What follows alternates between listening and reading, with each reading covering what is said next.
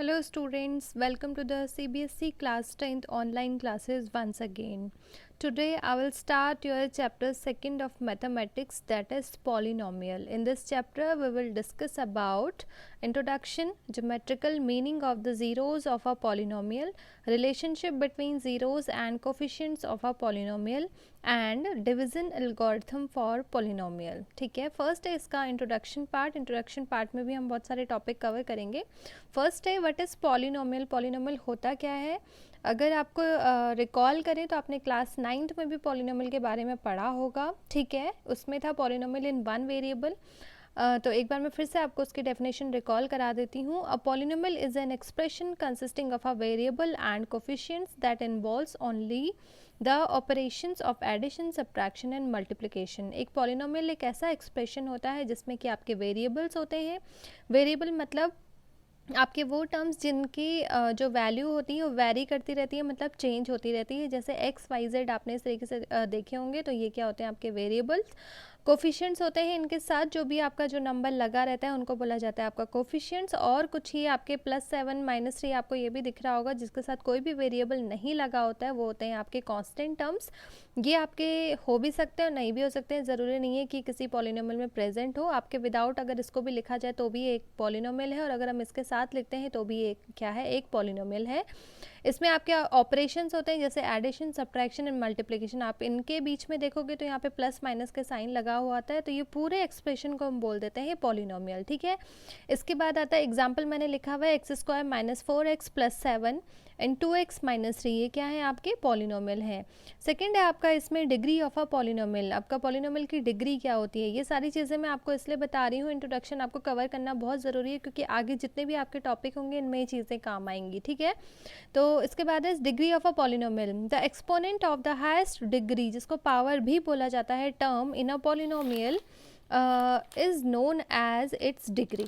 ठीक है, आपका क्या होता है कि वो एक्सपोनेंट जिसकी क्या होता है? पावर सबसे ज़्यादा होती है. जो वेरिएबल टर्म है उसमें जो हाईएस्ट पावर वाला जो टर्म होगा वही क्या होता है? उसका डिग्री होती है. जो पावर होती है उसी को बोला जाता है डिग्री. जैसे मैं एग्जांपल के साथ आपको समझाती हूँ. इफ़ एफ एक्स कोई पॉलिनोमियल है, एफ एक्स अगर हमने एक्स लिखा हुआ है इसमें, तो इट मीन्स वो पॉलिनोमियल में आपका वेरिएबल कौन होगा? एक्स होगा. आपके variable X Y Z A B C कुछ भी हो सकते हैं. यहाँ पे सपोज ये एक्स में है कोई पॉलिनोमियल, जैसे 5x + 1/3. ठीक है, तो यहाँ पे क्या है? आपका वेरिएबल x है. अब हम वेरिएबल जो होता है उसकी हम क्या देखेंगे? हाईएस्ट पावर देखेंगे. तो यहाँ पे हाईएस्ट पावर है, यहाँ पे एक ही x है और इसकी पावर कितनी है? 1 है. तो इसमें ये क्या है? Variable in x. ये जो पॉलिनोमियल है ये क्या है? आपका इसमें वेरिएबल है x और इसकी डिग्री कितनी है? 1 है. जैसे सेकंड है आपका इसको fy होना चाहिए था सपोज.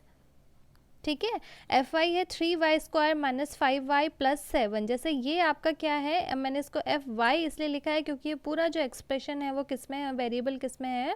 y में है. ठीक है, तो इसमें वेरिएबल y है और डिग्री कितना है? आप देखोगे वेरिएबल वाले टर्म्स को, जो एक्सपोनेंट्स है आप उनको देखोगे तो यहाँ पे है y² में है और दूसरा है y. तो यहाँ पे आप देखोगे कि y की हाईएस्ट पावर कितनी है? 2 है. ठीक है, ये 1 है, ये 2 है, तो इसमें हाईएस्ट क्या है? 2 है, तो इसकी डिग्री हो जाएगी 2.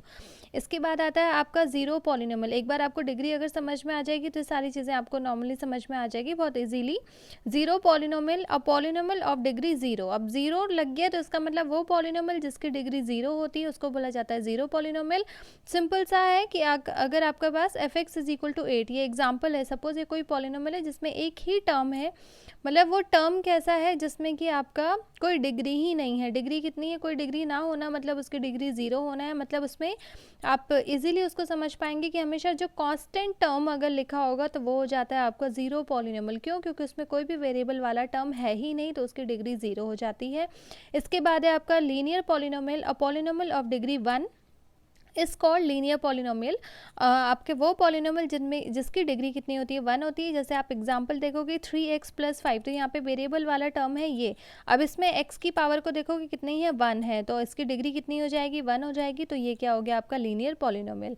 इसके बाद आता है आपका quadratic polynomial. A polynomial of degree 2 is called quadratic polynomial. जैसे एग्जाम्पल मैंने लिखा हुआ है 5x². ठीक है, इसमें एक ही टर्म है 5x² और वेरिएबल क्या है? आपका x है. इसकी हाईएस्ट पावर कितनी कितनी है 2, तो इसकी डिग्री हो जाएगी 2। तो इस पॉलिनोमियल की डिग्री 2 है, तो ये हो गया आपका क्वाड्रेटिक पॉलिनोमियल। एक और मैंने एग्जांपल लिखा है 7x² - 5x + 3, यहाँ पे भी आपका x की हाईएस्ट पावर 2 है, तो इस पॉलिनोमियल की डिग्री 2 है, दैट इज़ वाई ये क्या हो गया, एक क्वाड्रेटिक पॉलिनोमियल। इसके बाद आता है आपका क्यूबिक पॉलिनोमियल, नाम से ही पता चल रहा है जिसकी डिग्री आपकी 3 होती है, वो पॉलिनोमियल ऑफ डिग्री 3 जिसकी डिग्री क्या होता है 3 होता है, उसको बोला जाता है क्यूबिक पॉलिनोमियल। जैसे मैंने एग्जाम्पल लिखा हुआ है f(x) = 8x³, ठीक है, यहाँ पे क्या है x की पावर 3 है, तो मतलब इसकी जो डिग्री है वो 3 हो जाएगी। तो यहाँ पे ये जो पॉलिनोमियल है क्या है, क्यूबिक पॉलिनोमियल। सेकंड एग्जांपल मैंने लिखा हुआ है 11y³ - 9y² + 7y। यहाँ पे वेरिएबल तीनों टर्म के साथ है, तो हाईएस्ट पावर यहाँ पे ये है, तो मतलब 3 हो जाएगा, तो ये क्या हो जाएगा, एक क्यूबिक पॉलिनोमियल, ठीक है। इसके बाद आता है value of a polynomial at a given point.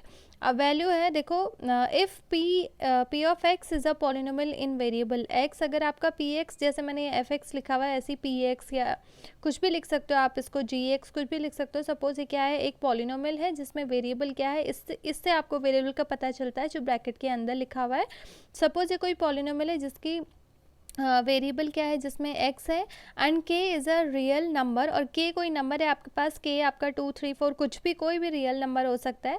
Then the value obtained by putting x = k, तब आपका वो वैल्यू जब हम क्या करेंगे उस पॉलिनोमियल में वेरिएबल x की जगह अगर हम उस वैल्यू को रखेंगे, रियल नंबर को रखेंगे k को, तो उसी को क्या बोला जाता है, value of px at x = k, ठीक है। एग्जाम्पल के साथ मैं आपको समझाती हूँ। जैसे एग्जाम्पल है कि p ऑफ x एक पॉलिनोमियल है, 5x² - 4x + 2। सपोज ये आपके पास कोई पॉलिनोमियल है, तो इसकी वैल्यू क्या आ जाएगी, सपोज एक रियल नंबर है 2, तो x = 2 पे मैंने इसकी वैल्यू निकालनी है, तो क्या करेंगे, इस पूरे इक्वेशन में जहाँ पूरे पॉलिनोमियल में जहाँ जहाँ पर x है वहाँ पे हमें 2 रख देना है, तो ये हो जाएगा p ऑफ 2 = 5, 2 का स्क्वायर - 4 × 2 + 2। इसको अगर हम सॉल्व करेंगे तो ये आ जाएगा आपका 2 2 4 होता है, 5 × 4 - 8 + 2, दैट इज़ ये कितना आ गया, सॉल्व करके 14 आ गया, ठीक है।